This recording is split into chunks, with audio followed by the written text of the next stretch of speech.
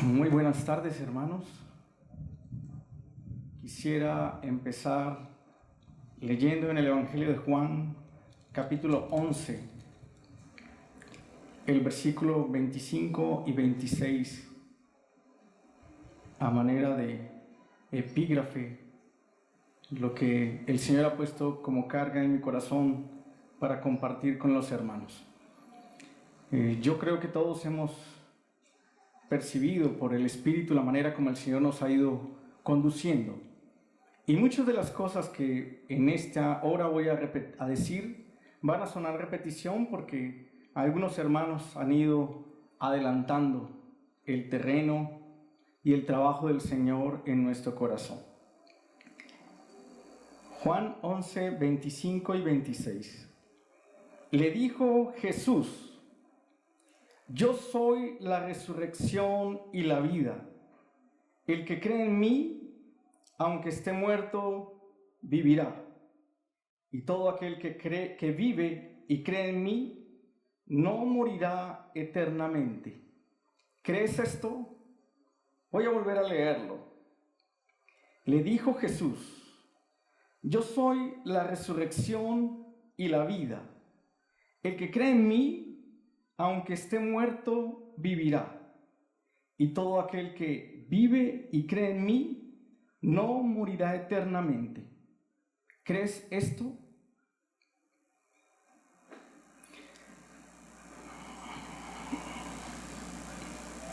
Y en este mismo capítulo,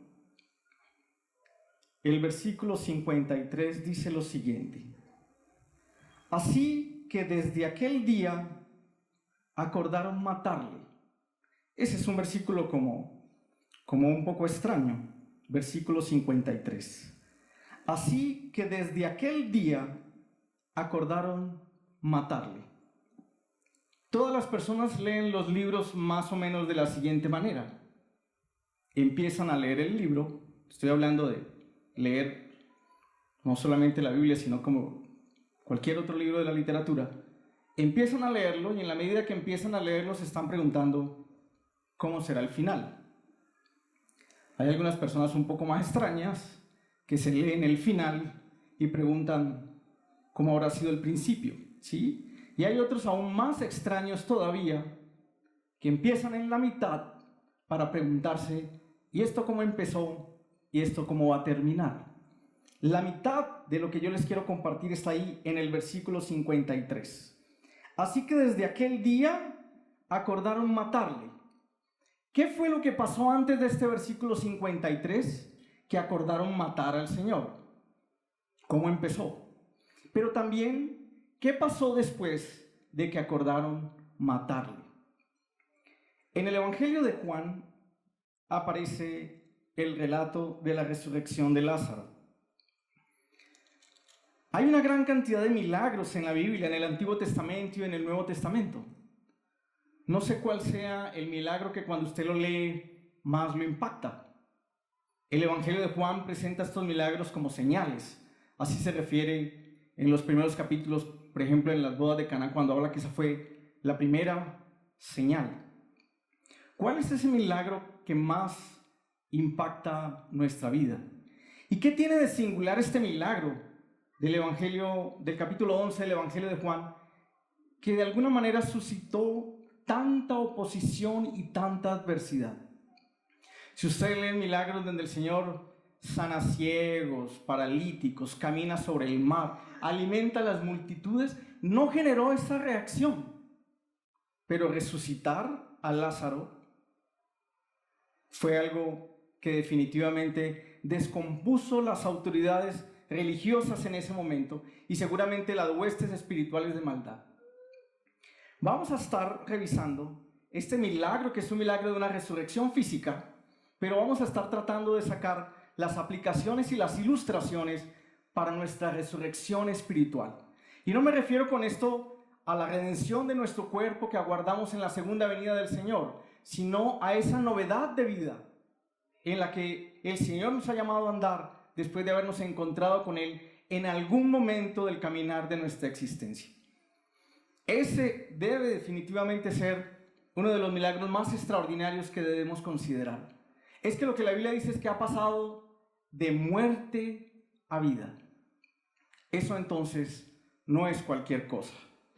Dice el versículo 1 de Juan 11, que estaba entonces enfermo uno llamado Lázaro de Betania, la aldea de María y de Marta, su hermana. María, cuyo hermano Lázaro estaba enfermo, fue la que ungió al Señor con perfume y le enjugó los pies con sus cabellos. Y allí añadiría un segundo paréntesis diciendo que ya nuestro hermano nos estuvo compartiendo acerca de esto. Enviaron pues las hermanas para decir a Jesús: Señor, he aquí que el que amas está enfermo. Oyéndolo Jesús dijo: esta enfermedad no es para muerte, sino para la gloria de Dios, para que el Hijo de Dios sea glorificado por ella. Y amaba Jesús a Marta, a su hermana y a Lázaro. Cuando oyó pues que estaba enfermo, se quedó 2 días más en el lugar donde estaba. El Señor nos está diciendo en estos primeros versículos que este Lázaro, en medio de la gran cantidad de seguidores, simpatizantes y de discípulos del Señor, era alguien muy especial. Ha dicho en el versículo 3 que el mensaje que le envían a Jesús es diciendo: el que amas está enfermo. Y en el versículo 5 repite que amaba a Jesús, a Lázaro y a esta familia. Y más adelante en el versículo 11, Jesús va a decir: nuestro amigo Lázaro duerme, mas voy para despertarle. O sea que no queda ninguna duda de lo especial que era Lázaro en el corazón de Jesús. Pero entonces le llama a uno la atención: ¿por qué? Si es alguien que el Señor ama tan singularmente, padece la enfermedad, y esta misma enfermedad finalmente lo va a llevar a la muerte. Ayer nuestro hermano nos compartía cómo la enfermedad termina siendo el resultado final, la enfermedad y la muerte del pecado. No sabemos la edad de Lázaro, no sabemos la genética de Lázaro, los hábitos de Lázaro, el medio en el que estaba y otra gran cantidad de cosas que también pueden generar enfermedad. Pero aquí lo que yo quisiera como resaltar es que no debemos tampoco inquietarnos o sorprendernos como de una manera equivocada, desconocer a veces lo que el Señor en su soberana voluntad permite para tocar nuestra vida. Y no necesariamente con esto me estoy refiriendo a la enfermedad, a algún otro tipo de quebrantamiento, de trato, de cruz que el Señor permita. Y lo interesante que el Señor está diciendo es que era al que amaba. Algunas personas, cuando están experimentando una circunstancia de esas adversas, lo que tratan es de cuestionar al Señor es: si el Señor me amara, no permitiría esto que yo estoy viviendo. Y todo lo contrario es que si el Señor nos ama, entonces nos va a tratar como hijos y en su soberana voluntad va a permitir muchísimas cosas que vayan aconteciendo en nuestras vidas para que lo conozcamos a Él y para que disfrutamos y entendamos verdaderamente en qué consiste su amor por nosotros. Ahora hay una cosa que leyendo el pasaje uno queda verdaderamente sorprendido.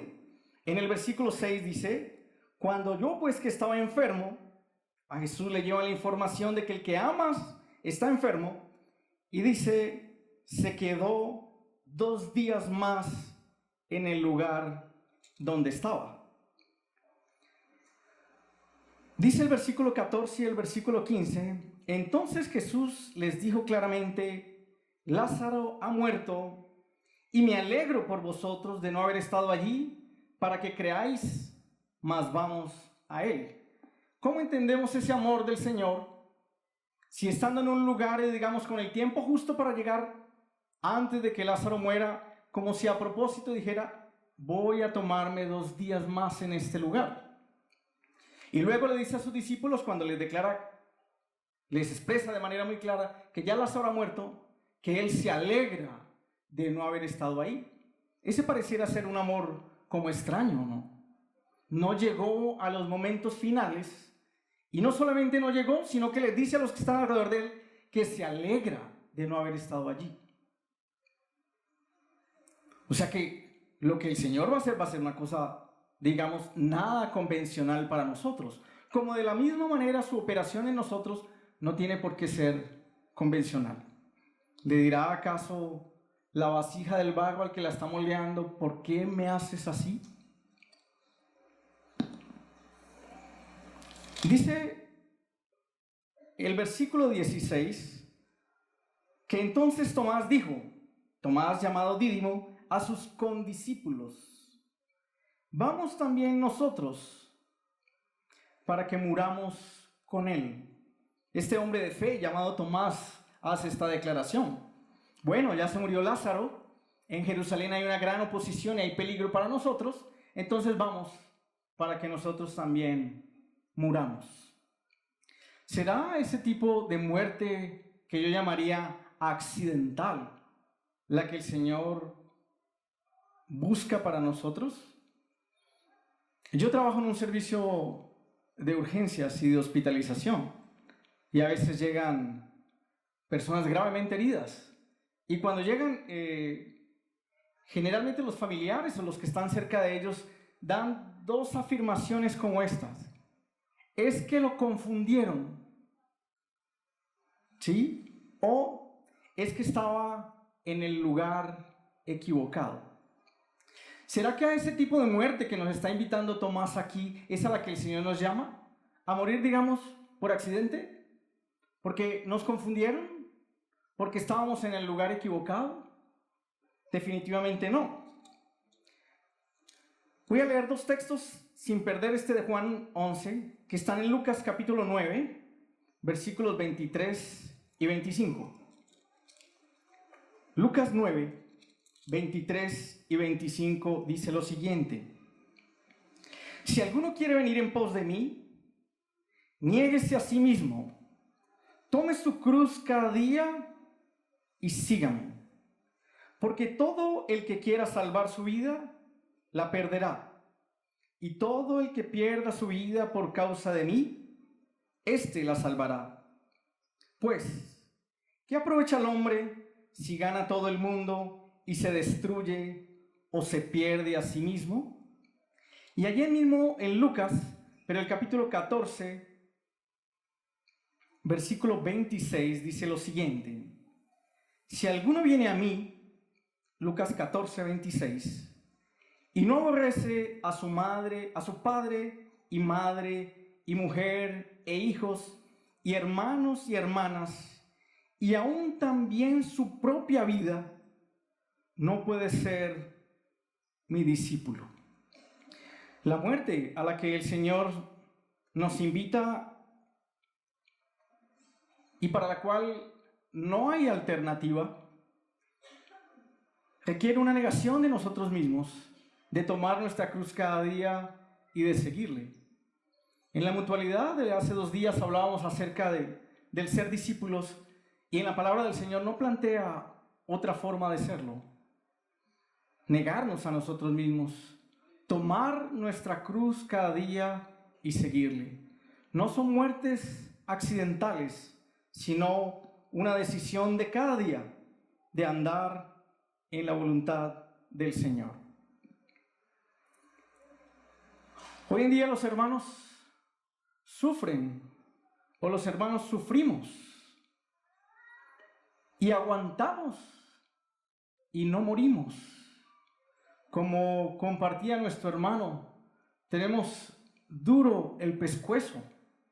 No entregamos nuestra vida al Señor. No nos negamos a nosotros mismos y tomamos nuestra cruz. Casi que eso daría como para el título de una película, Duro de matar. Porque el Señor está trabajando es para que finalmente nos rindamos completamente a Él. Y ahí estamos, aguantando y aguantando hasta el final. Bueno, pues Lázaro no aguantó más y murió. Ayer en la cena nuestro hermano oraba diciendo si esta fuera nuestra última cena. No sé si los hermanos pesaron suficientemente eso. Hay un texto del Antiguo Testamento, sin perder Juan, que ya vamos a regresar, que está en el segundo libro de Reyes, capítulo 20. Segundo de Reyes, capítulo 20, versículo 1. En aquellos días, Ezequías cayó enfermo de muerte, y vino a él el profeta Isaías, hijo de Amós, y le dijo: Jehová dice así: ordena tu casa, porque morirás y no vivirás. Entonces él volvió su rostro a la pared y oró a Jehová y dijo: te ruego, oh Jehová, te ruego que hagas memoria de que he andado delante de ti en verdad y con íntegro corazón, y que he hecho las cosas que te agradan. Y lloró Ezequías con gran lloro. Y antes que Isaías saliese hasta la mitad del patio, vino palabra de Jehová a Isaías diciendo: vuelve y di a Ezequías, príncipe de mi pueblo, así dice Jehová, el Dios de David tu padre: yo he oído tu oración y he visto tus lágrimas, y he aquí que yo te sano. Al tercer día subirás a la casa de Jehová, y añadiré a tus días 15 años, y te libraré a ti y a esta ciudad de mano del rey de Asiria, y ampararé esta ciudad por amor a mí mismo y por amor a David mi siervo. Un rey que había tenido un comportamiento extraordinario en un tiempo de un gran decaimiento espiritual, y viene un renacer para el pueblo de Israel. Y digamos que de alguna manera, habiendo completado su servicio y su ministerio, entonces el Señor le dice: bueno, ordena tu casa, nos vamos para la otra casa entonces. Y entra en oración, en llanto, y le dice al Señor: Señor, yo me he portado bien, mire todo lo que he hecho. Y el Señor en su misericordia le concede 15 años más. Pues uno se imagina que si uno recurre a la misericordia del Señor, y como decimos entre nosotros, pide cacao, y el Señor en su misericordia dice 15 años más, pues van a ser unos 15 años gloriosos para vivir en la voluntad del Señor. Pero no, pidió tiempo fue para él mismo. Más adelante, segunda de Crónicas, esto sería verdaderamente largo, pero para mirarlo rápidamente, en segundo libro de Crónicas, capítulo 32, dice el versículo 24 y 25. Perdón, hasta el 26. 24 hasta el 26. Segundo de Crónicas 32, del 24 al 26. En aquel tiempo Ezequías se enfermó de muerte y oró a Jehová, quien le respondió y le dio una señal. Miren lo que dice el 25. Mas Ezequías no correspondió al bien que le había sido hecho, sino que se enalteció su corazón, y vino la ira contra él y contra Judá y Jerusalén. El 26 va a decir: pero Ezequías, después de haberse enaltecido su corazón, se humilló él y los moradores de Jerusalén, y no vino sobre ellos la ira de Jehová en los días de Ezequías. ¿No le parece a usted extraordinario decirle al Señor: Señor, dame tiempo para ti, tiempo para seguir trabajando, para seguir dando testimonio de ti? Y después de que el Señor le concede 15 años más, lo que va a decir es que se enalteció su corazón. Se enalteció su corazón. En segunda de Timoteo, cuando ya Pablo tiene por dirección del Señor el conocimiento de que el tiempo de su partida estaba muy cerca, lo que dice es todo lo contrario de lo que está diciendo Ezequías en estos textos. He terminado la carrera, ¿sí? La buena batalla ya la había peleado y estaba listo para partir. Así que todos los días que el Señor nos concede son días de extensión de su misericordia para nosotros. Pero son días entonces para vivirlos no en nuestra vida, sino en esa misericordia del Señor, o sea, negándonos a nosotros mismos tomando nuestra cruz y siguiéndole a Él cada día. Regresemos entonces a Juan capítulo 11. ¿Cómo así entonces que Lázaro está gravemente enfermo y el Señor alarga su recorrido 2 días más? Yo creo que una de las cosas, y ya los hermanos también han estado compartiendo acerca de esto, que más nos inquietan, tienen que ver con los tiempos del Señor para hacer sus cosas. 2 días más. Nuestro hermano Andrés compartía en el pasaje de Saúl que tal vez fueron unos minutos que él no alcanzó a esperar a que llegara Samuel a hacer el sacrificio. Queremos las cosas es en nuestro tiempo y no en el tiempo del Señor. Y por no discernir de esos aspectos del tiempo, pues más se inquieta nuestro corazón y más se perturba nuestra alma. Y en esa perturbación de nuestra alma, pues los seres humanos, creyentes o no creyentes, terminamos buscando otras fuentes de consolación. Dice Juan capítulo 11, en el versículo 19, y muchos de los judíos habían venido a Marta y a María para consolarlas por su hermano. Y dice el versículo 31, entonces los judíos que estaban en casa con ella y la consolaban, cuando vieron que María se había levantado de prisa, había salido, la siguieron diciendo, va al sepulcro a llorar allí. Entonces, no buscaron inicialmente la consolación directamente en el Señor, sino que las personas que los acompañaran trajeran esa consolación.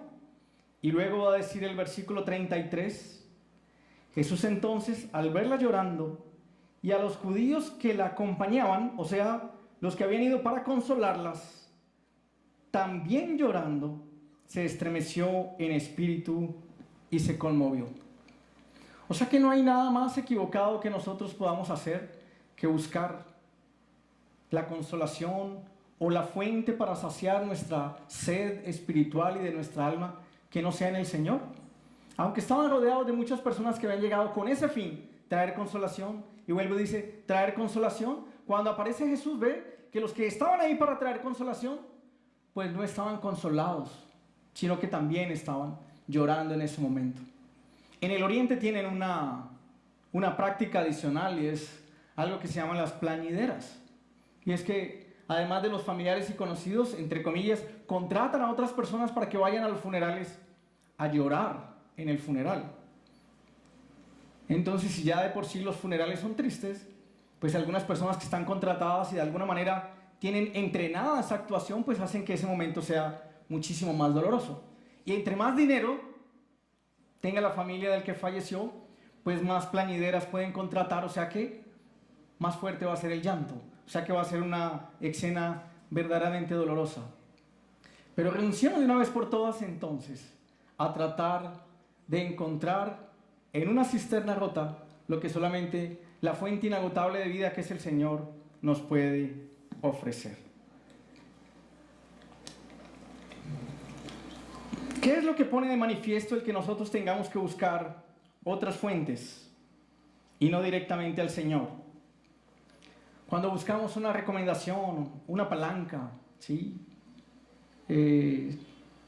No sé si la expresión palanca en Chile o en Brasil tenga la misma equivalencia para nosotros, pero lo que quiero decir con esto es, alguien está, digamos, aplicando para un trabajo, para un puesto, para un estudio, y están buscando no directamente resolverlo y confiando en el Señor, sino medios humanos alrededor para tratar de finalmente encontrar ese fin. O sea que si buscamos otras fuentes distintas al Señor, ¿qué es lo que se está poniendo de manifiesto? Nuestra falta de fe y nuestra gran incredulidad. Miren lo que dice allí mismo en Juan, el versículo 20. Entonces Marta, cuando oyó que Jesús venía, salió a encontrarle, pero María se quedó en casa. Y Marta dijo a Jesús, Señor, si hubieses estado aquí, mi hermano no habría muerto. Mas también sé ahora que todo lo que pidas a Dios, Dios te lo dará. Jesús le dijo, tu hermano resucitará. Marta le dijo, yo sé que resucitará en la resurrección, en el día postrero. Le dijo Jesús, yo soy la resurrección y la vida. El que cree en mí, aunque esté muerto, vivirá. Y todo aquel que vive y cree en mí, no morirá eternamente. ¿Crees esto? Le dijo, sí, Señor. Yo he creído que tú eres el Cristo, el Hijo de Dios que has venido al mundo. Miren qué extraordinario, porque aunque Marta está, digamos, hablando en la ortodoxia, diciendo lo que es claro, que si él pide algo, el Padre lo escucha, y cree en la resurrección en el día postrero, y cree que Jesús es el Hijo de Dios, o sea, que está la claridad bíblica, el conocimiento bíblico, de todos modos al comienzo ha dicho, si hubieses estado aquí, mi hermano no habría muerto. O sea que ahí hay un tono como de reclamo y de queja en medio del dolor tan grande que ella estaba viviendo. O sea que por un lado está la claridad bíblica, la ortodoxia, el conocimiento claro del Señor, y sin embargo, si hubieras estado aquí, Él no habría muerto. Una mezcla entonces de la claridad del Señor y sin embargo, la trampa de nuestras emociones. Luego, el versículo 28 dice, habiendo dicho esto, fue y llamó a María, su hermana, diciéndole en secreto, el maestro está aquí y te llama. Y en el versículo 32, entonces ahora es María la que dice, María, cuando llegó a donde estaba Jesús, al verle, se postró a sus pies, diciéndole, Señor, si hubieses estado aquí, no habría muerto mi hermano. O sea que para Marta están esas declaraciones bíblicas correctas, pero está el reclamo del Señor. Señor, si hubieras estado aquí. Pero cuando se encuentra con María, María se postra como una expresión de su adoración también, pero a pesar de que hay adoración, esa adoración está también mezclada con un reclamo. Señor, si hubieras estado aquí, mi hermano no habría muerto. O sea, hasta dónde ese estado emocional, no entendido completamente de los tiempos y de los propósitos del Señor, nos pueden hacer esa trampa. Que aún con la claridad bíblica digamos, Señor, pero... Y aún en medio de la adoración, Señor, pero... ¿Cuánto nos daña nuestra incredulidad, nuestra falta de fe? Dice el versículo 37. Y algunos de ellos dijeron, versículo 36, perdón, y para antes de leer el 37. Dijeron entonces los judíos, mirad cómo le amaba. Y algunos de ellos dijeron, ¿no podía este que abrió los ojos al ciego haber hecho también que Lázaro no muriera? O sea que por todo lado lo que están viendo es no al Señor centrado, principal, en medio de una situación completamente adversa para que Él haga algo, sino lo que están viendo es al Señor allí y aparentemente a un Señor que no hizo lo que tenía que hacer en la lectura que ellos estaban haciendo de estas circunstancias. Bueno, y aquí viene lo más extraordinario, yo creo, de todo este pasaje. Versículos 33, 35 y 38. Jesús entonces, al verla llorando, versículo 33, y a los judíos que la acompañaban también llorando, se estremeció en espíritu y se conmovió. Y dijo, ¿dónde le pusisteis? Le dijeron, Señor, ven y ve. Jesús lloró. Dijeron entonces los judíos, mirad cómo le amaba. Y algunos de ellos dijeron, ¿no podía este que abrió los ojos al ciego haber hecho también que Lázaro no muriera? ¿No muriera? Jesús, profundamente conmovido, en el versículo 38, otra vez vino al sepulcro. Era una cueva y tenía una piedra puesta encima. Dijo Jesús, quitad la piedra. Marta, la hermana del que había muerto, le dijo, Señor, hiede ya, porque es de 4 días. Jesús le dijo, ¿no te he dicho que si crees, verás la gloria de Dios? Entonces quitaron la piedra de donde había sido puesto el muerto. Y Jesús, alzando los ojos a lo alto, dijo: Padre, gracias te doy por haberme oído. Yo sabía que siempre me oyes, pero lo dije por causa de la multitud que está alrededor, para que crean que tú me has enviado. Y habiendo dicho esto, clamó a gran voz: Lázaro, ven fuera. Dice el versículo 33 que Jesús se estremeció en espíritu y se conmovió. Dice el versículo 35 que Jesús lloró.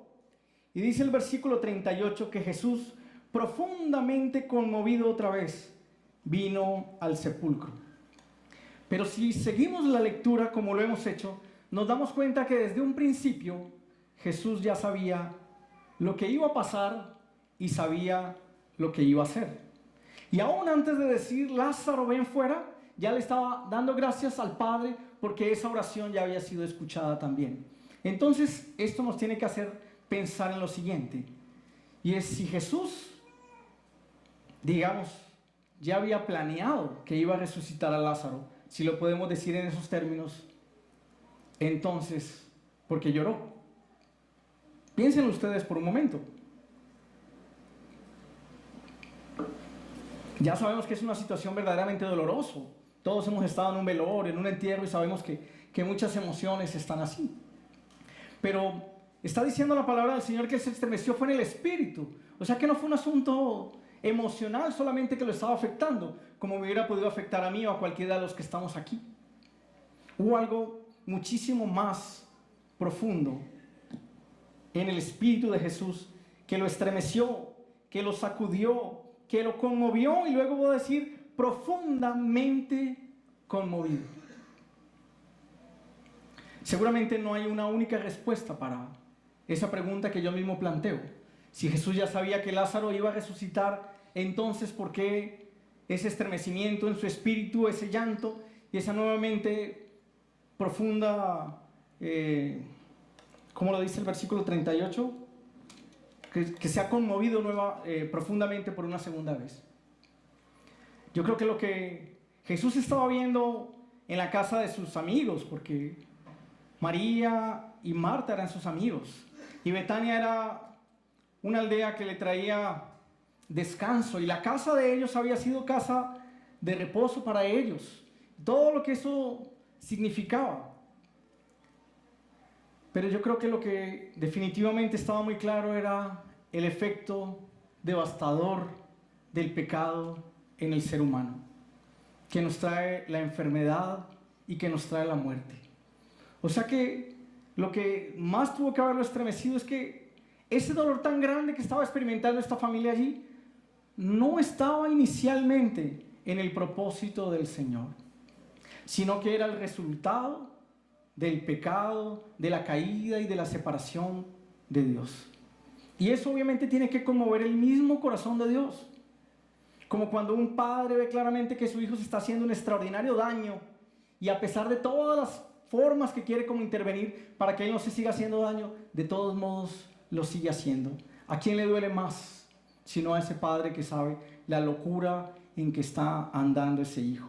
O sea que finalmente lo que tuvo que haber estremecido ese espíritu de nuestro Señor aquí tiene que ver hasta el mismo dolor que nosotros experimentamos a consecuencia del pecado y de la vida no rendida y de la no negación a nosotros mismos para vivir únicamente para Él.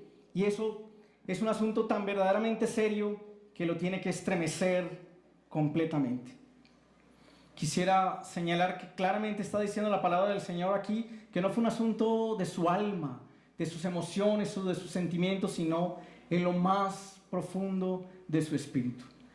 Con gran facilidad terminamos confundiendo lo que es del alma de lo que es del espíritu, y a veces de lo que es del espíritu de lo que es el alma. Y aún para muchas personas el alma y el espíritu, digamos con un entendimiento bíblico un poco equivocado, no le encuentran ninguna diferencia. Estamos llamados a vivir nuestra vida cristiana en el espíritu, no en nuestra alma. Y hay muchas cosas de nuestras experiencias emocionales que las queremos presentar como experiencias espirituales. Y la palabra del Señor tiene que ser esa espada que marque claramente qué es lo del espíritu y qué es lo del alma. Yo creo que una de las experiencias espirituales más extraordinarias que tuvieron los discípulos, y no todos sus discípulos, sino solamente el círculo más cercano de Jesús, es en el momento de la transfiguración. ¿Recuerdan ustedes? Cuando el Señor toma a Jacobo, a Pedro y a Juan y se transfigura, suben al monte y se transfigura delante de ellos. O sea, lo habían visto, digamos, en su humanidad. Aquí lo estaban viendo, era en un aspecto de su gloria, y eso fue algo verdaderamente extraordinario, extraordinario. Quisiera que Juan y que Pedro nos contaran un poquito qué tan extraordinario fue para ellos ese momento. Dice: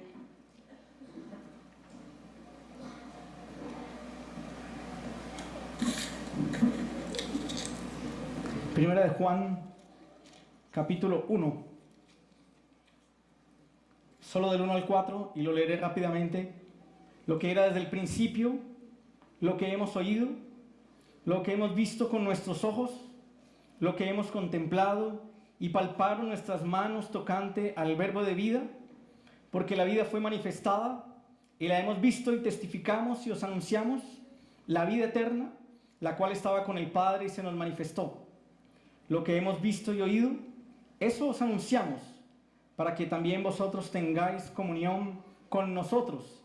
Y nuestra comunión verdadera es con el Padre y con su Hijo Jesucristo. Estas cosas os escribimos para que vuestro gozo sea cumplido. Había sido un conocimiento de primera mano, de tal manera que lo habían contemplado y lo habían palpado. Segunda de Pedro, capítulo 1, del 16 al 19, nos dice el Señor por el apóstol Pedro: porque no os hemos dado a conocer el poder y la venida de nuestro Señor Jesucristo, siguiendo fábulas artificiosas, sino como habiendo visto con nuestros propios ojos su majestad. Pues cuando Él recibió de Dios Padre honra y gloria, le fue enviada desde la magnífica gloria una voz que decía: este es mi Hijo amado, en el cual tengo complacencia. Y nosotros oímos esta voz enviada del cielo cuando estábamos con Él en el monte. Aunque esta fue una experiencia verdaderamente extraordinaria para Jacobo, para Pedro y para Juan, y como podemos ver en muchos de los escritos de ellos o en su actuar en el libro de los Hechos, Pedro y Juan dando testimonio, nunca habían hecho referencia a ese momento tan singular. Y lo más interesante entonces lo va a decir Pedro ahí, porque está recordando ese momento glorioso de la transfiguración desde el versículo 16 al 18, y luego va a decir en el 19: pero tenemos también la palabra profética más segura. O sea que con esto nos está diciendo que aún por singulares, extraordinarias que puedan ser las experiencias que tengamos con el Señor, por extraordinarias que sean, nuestro caminar no está basado en esas experiencias que hemos tenido, sino que lo que va a decir: tenemos la palabra profética más segura, porque nuestro caminar no debe ser por experiencia, sino por la revelación del Señor. ¿Qué nos dice a veces nuestra experiencia? Pues a veces nos dice cosas que van completamente en contra de la revelación. ¿Ya? Esta alabanza no me gustó, este mensaje no me gustó, este campamento sí me gustó, este campamento no me gustó. Tenemos la palabra profética más segura. Y si tenemos la palabra profética más segura, entonces ¿usted en qué va a descansar? Cuando usted está orando y el Señor dice claramente en su palabra que Él va a estar con usted todos los días hasta el fin del mundo, y su emoción y su experiencia le dice: hoy no siento nada, hoy como que el Señor no está aquí conmigo. ¿A cuál de las dos le va a creer? ¿A la lectura emocional de su experiencia o a la palabra profética más segura que tenemos? No es por nuestra experiencia, sino por la revelación en lo que tenemos que andar. Ya casi voy a terminar, hermanos. Yo sé que se han ido preparando para el momento que sigue, ¿sí? Y volvemos a Juan capítulo 11.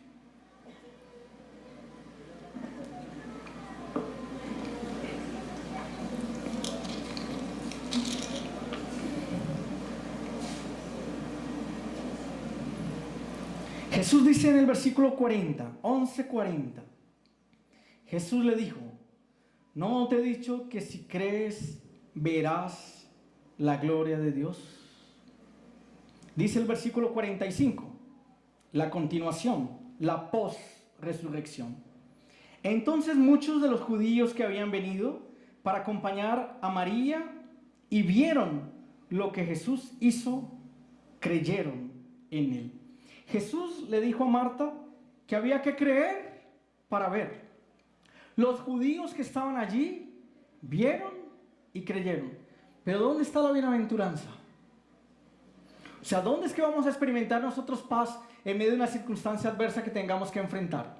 Si esperamos ver para creer, o si creemos y confiamos en el Señor. Señor, encomiendo completamente esta causa en tus manos, experimento tu paz mientras tú obras y haces lo que tengas que hacer. Creer para ver. Si esperamos ver para creer, estaremos entonces en el afán y en la ansiedad de nuestra alma. Sigo leyendo ahí en el versículo 46. Pero algunos de ellos fueron a los fariseos y les dijeron lo que Jesús había hecho. O sea, algunos de los del funeral fueron a los fariseos y contaron lo que Jesús había hecho. Entonces los principales sacerdotes y los fariseos reunieron el concilio y dijeron: ¿qué haremos? Porque este hombre hace muchas señales. Si le dejamos así, todos creerán en él, y vendrán los romanos y destruirán nuestro lugar santo y nuestra nación. Entonces Caifás, uno de ellos, sumo sacerdote aquel año, les dijo: vosotros no sabéis nada, ni pensáis que nos conviene que un hombre muera por el pueblo y no que toda la nación perezca. Esto no lo dijo por sí mismo, sino que como era el sumo sacerdote aquel año, profetizó que Jesús había de morir por la nación. Y no solamente por la nación, sino también para congregar en uno a los hijos de Dios que estaban dispersos. Y ahí sí llegamos al versículo 53. Así que desde aquel día acordaron matarle. O sea que ese milagro extraordinario de pasar de la muerte a la vida no puede desencadenar sino esta reacción en las autoridades religiosas y en las huestes espirituales de maldad. Ese es un milagro irresistible. Que alguien que está muerto ahora parezca vivo. Todos van a creer en él. Hay que acabar con este hombre antes de que todos crean en él. Aquí la resurrección de Lázaro fue un solo hombre, el resucitado.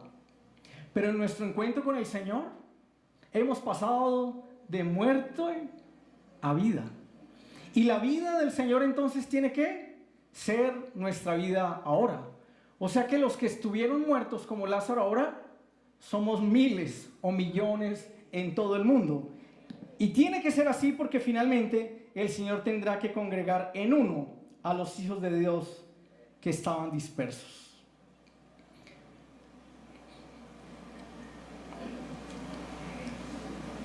Voy a leer unos textos muy rápidos, no los voy a invitar a que ustedes me acompañen, pero para los hermanos que toman nota, para que tengan referencia de estos versículos. Segunda de Corintios, capítulo 4, versículos 10 y 11. Llevando en el cuerpo, siempre por todas partes, la muerte de Jesús, para que también la vida de Jesús se manifieste en nuestros cuerpos. Porque nosotros que vivimos, siempre estamos entregados a muerte por causa de Jesús, para que también la vida de Jesús se manifieste en nuestra carne mortal. La vida de Jesús se manifieste en nuestros cuerpos y la vida de Jesús se manifieste en nuestra carne mortal. Allí mismo en 2 de Corintios, en la página siguiente, capítulo 5, versículos 14 y 15. Porque el amor de Cristo nos constriñe, pensando esto, que si uno murió por todos, luego todos murieron. Y por todos murió, para que los que viven ya no vivan para sí, sino para aquel que murió y resucitó por ellos. Vuelvo a leer el 15. Y por todos murió, para que los que viven ya no vivan para sí, sino para aquel que murió y resucitó por ellos. Romanos capítulo 6, versículo 4.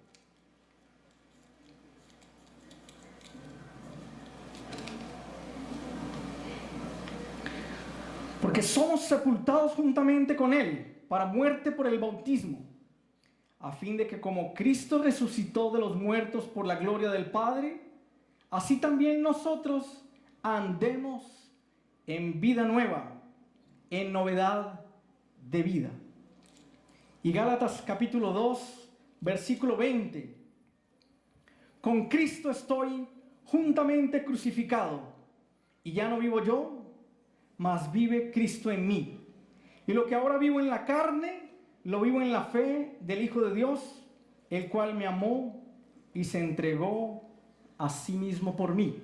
Vuelvo a leerlo. Con Cristo estoy juntamente crucificado, y ya no vivo yo, mas vive Cristo en mí. Y lo que ahora vivo en la carne, lo vivo en la fe del Hijo de Dios, el cual me amó y se entregó a sí mismo por mí. ¿Y qué pasó con Lázaro después de resucitado? Dice Juan capítulo 12. 6 días antes de la Pascua, versículo 1. Juan 12:1. Vino Jesús a Betania, donde estaba Lázaro, el que había muerto y a quien había resucitado de los muertos. Y le hicieron allí una cena. Marta servía y Lázaro era uno de los que estaban sentados a la mesa con él. ¿No les parece a ustedes extraordinario esto? Que desde el comienzo del campamento el Señor nos estaba hablando de comunión. ¿No ven ustedes a Lázaro sentado a la mesa con Jesús, teniendo comunión con él? ¿Recuerdan ustedes Apocalipsis 3:20, versículo utilizado cientos y miles de veces para el evangelismo, para no creyentes, pero ahora entendemos que es para la iglesia, para los creyentes? He aquí yo estoy a la puerta y llamo. Si alguno oye mi voz y abre la puerta, entraré a él y cenaré con él y él conmigo. O sea que la vida de resurrección, y les decía que este milagro de resurrección de esta vida física tenía que ser una ilustración para nuestra vida espiritual, tiene que ser una vida de comunión con él. Hay otro milagro de resurrección que voy a leer muy rápidamente en Marcos capítulo 5, versículo 35. Marcos 5:35. Mientras él aún hablaba, vinieron de casa del principal de la sinagoga diciendo: tu hija ha muerto, ¿para qué molestas más al maestro? Pero Jesús, luego que oyó lo que se decía, dijo al principal de la sinagoga: no temas, cree solamente. Y no permitió que le siguiese nadie sino Pedro, Jacobo y Juan, hermano de Jacobo. Y vino a casa del principal de la sinagoga y vio el alboroto y a los que lloraban y lamentaban mucho. Y entrando les dijo: ¿por qué alborotáis y lloráis? La niña no está muerta, sino duerme. Y se burlaron de él. Mas él, echando fuera a todos, tomó al padre y a la madre de la niña y a los que estaban con él, y entró donde estaba la niña. Y tomando la mano de la niña le dijo: Talita cumi, que traducido es: niña, a ti te digo, levántate. Y luego la niña se levantó y andaba, pues tenía 12 años, y se espantaron grandemente. Pero él les mandó mucho que no lo supiesen, y dijo que se le diese de comer. O sea que una de las señales de la vida de la resurrección es que nos tiene que dar hambre, como la que algunos están experimentando en este momento, pero una superior a esa, una hambre por las cosas del Señor, una avidez por la palabra del Señor, por reunirnos con los hermanos y por estar en esos ambientes donde se está compartiendo la palabra del Señor. Pero si una persona dice: no, esto está muy bueno, pero esto está muy largo, entonces ese hermano no tiene hambre del Señor, ¿sí? Bueno, además de que está largo, ¿sí? Necesitamos dar esas evidencias claras de que nuestro encuentro con el Señor nos ha resucitado. Y una de esas evidencias entonces es esa hambre por lo que es del Señor. Bueno, pero la historia de Lázaro, el relato de Lázaro, el milagro de Lázaro, el testimonio de Lázaro para nosotros no termina aquí. En que Lázaro estaba sentado en comunión con el Señor en el capítulo 12, versículo 2. Ahí hay un inserto que fue lo que nuestro hermano compartió cuando Jesús es ungido para su sepultura con ese perfume de nardo puro en ese recipiente de alabastro. Y miren lo que dice Juan 12, versículo 9. Miren qué extraordinario. Juan 12, 9. Y les pido a los hermanos un poco de paciencia para terminar aquí. Gran multitud de los judíos supieron entonces que él estaba allí. O sea, acaba de acontecer el ungimiento por parte de María. Y vinieron, no solamente por causa de Jesús, y valdría la pena subrayar esto, sino también para ver a Lázaro, quien había resucitado de los muertos. Pero los principales sacerdotes acordaron dar muerte también a Lázaro. O sea, esa evidencia de ese milagro tan extraordinario había que eliminarla. Pero miren lo que dice el versículo 11. Porque a causa de él, o sea, no de Jesús, sino que está refiriéndose a Lázaro, muchos de los judíos se apartaban y creían en Jesús. ¿No les parece a ustedes esto extraordinario? O sea, querían ver a Jesús, pero no solamente querían ver a Jesús, querían ver a Lázaro. ¿Y por qué era tan llamativo Lázaro? Porque era uno que había estado muerto y ahora vivía. ¿No despertaría eso nuestro interés? Y algunos hasta curiosidades de pronto no tan sanas, diría yo, se le acercarían a Lázaro a preguntarle, ¿y cómo es eso, Lázaro?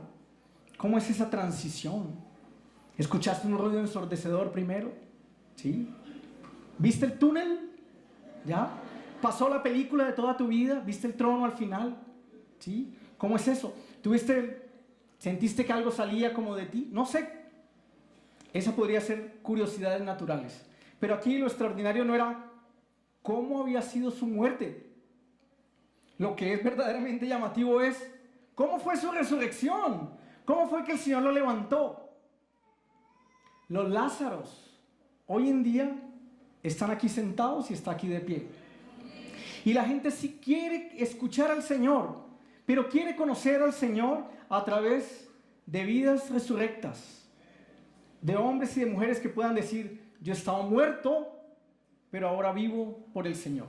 Estaba muerto en mis delitos y pecados, sin necesidad de entrar en los detalles de cómo había sido esa vida anterior, pero aquí lo verdaderamente extraordinario ni siquiera es mi pasado, sino que me encontré con la vida misma. Y esa vida misma, transformando nuestra vida, va a terminar llevando a que muchas otras personas conozcan del Señor y crean en Él. Igual que el testimonio de la samaritana que dice en Juan 4 que muchos creyeron por el testimonio de la samaritana. No importaba lo que hubiera sido. Ahora lo verdaderamente importante era quién era en el Señor. Como eso es lo verdaderamente importante para nosotros. Que estando en Él, muchas personas puedan ser alcanzadas. Porque eso de pasar de la muerte a la vida no lo hace sino el Señor. Y esa es la necesidad de todo aquel que no conoce del Señor. Y los que ya conocen del Señor no necesitan como un evento adicional, sino despertarse a estas verdades que ya han estado allí. Porque el resucitado ya habita en nuestros corazones. Amén. Vamos a ponernos de pie y vamos a orar. Señor, gracias por tu obra en nosotros. Gracias por lo que haces, Señor. Hay muchas cosas que no entendemos completamente y no discernimos tus tiempos. Pero sí está muy claro para nosotros que nos amas, nos anhelas entrañablemente, nos llamas tus amigos y nos has incluido en tus planes y tus propósitos. Queremos tener esa confianza y creer en ti, Señor. Tú estás por encima de cualquier aspecto, circunstancia que podamos estar viviendo que nos haya hecho perder o dirigir la mirada a otros asuntos que no sea mirarte a ti. Y es posible, Señor, que haya habido queja, reclamo y haya empeorado nuestra propia incredulidad. Pero queremos reafirmarnos con gratitud en que tú vives. Y que tú vives en nuestro corazón. Y que tu vida en nosotros puede ser una realidad. Y que el milagro extraordinario de la resurrección ya se operó. Ahora necesitamos que esa vida tuya en nosotros sea un fluir, que nosotros no estorbemos. Ayúdanos, Señor, no a pedir tiempo extra, como el rey Ezequías. Ayúdanos hoy a decirte, Señor, me niego a mí mismo, tomo mi cruz cada día y te sigo. La muerte, Señor, puede enmarcarse con una experiencia de silencio, de frío, de oscuridad, de soledad. Pero sin muerte no hay resurrección. Y queremos que tu resurrección y tu vida de resurrección en nosotros sea aún evidente para los que aún no te conocen. Y aconteció que el día siguiente vino Moisés al tabernáculo del testimonio, y he aquí que la vara de Aarón de la casa de Leví había reverdecido y echado flores y arrojado renuevos y producido almendras. Nos encomendamos completamente bajo tu cuidado y a tu gracia, Señor, para continuar disfrutando con avidez y con verdadero apetito espiritual todo lo que tú has preparado para cada uno de nosotros. Continúa cumpliendo tu propósito con el cual nos has traído a todo este tiempo, y continúa, Señor, con un banquete espiritual para nosotros en este resto de día, en el día de mañana y regresando a nuestras distintas ciudades.